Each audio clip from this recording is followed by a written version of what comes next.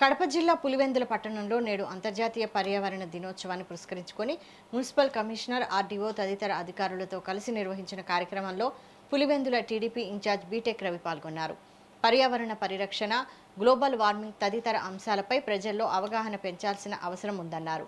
స్థానికంగా చిన్న చిన్న పనుల కోసం తిరిగేందుకు ఎలక్ట్రిక్ సైకిళ్లను ఉపయోగించాలని, తద్వారా పర్యావరణానికి మేలు జరగడమే కాకుండా శారీరకంగా ఆరోగ్యంగా ఉండొచ్చని ఆయన తెలిపారు. అంతర్జాతీయ పర్యావరణ దినము దాన్ని పురస్కరించుకొని ఇప్పుడంతా కూడా ఈ కార్యక్రమం వచ్చేసి చేపట్టడం జరిగింది.